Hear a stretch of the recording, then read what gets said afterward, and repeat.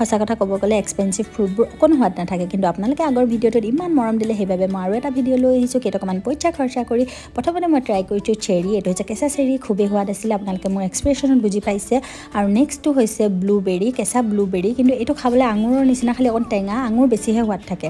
আৰু এইটো হৈ গৈছে প্লাম বহুত দামী প্লাম কিন্তু আমাৰ লোকেল প্লামটো বেছি সোৱাদ থাকে আৰু এইটোৰ নাম হৈছে বিউটি পিয়েৰ এইটো খাবলৈ সঁচাই বৰ সোৱাদ আছিলে খুব ধুনীয়া মিঠা আৰু খায়ো ভাল লাগিছে এইটো একদম আপোনালোকে ট্ৰাই কৰিব পাৰে